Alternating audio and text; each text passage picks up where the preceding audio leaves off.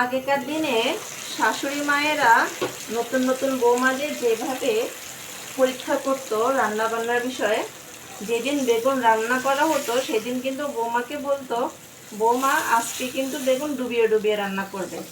তখন নতুন বৌমা তো এত শত বুঝে উঠতে পারতো না, কারণ বাবা বাড়ি থেকে কি আর এমন শিখে আসতো। তো সে শাশুড়ি মায়ের কথা মতো কিন্তু বেগুনে পানি দিয়ে পানিতে ডুবিয়ে ডুবিয়ে বেগুন রান্না করতো।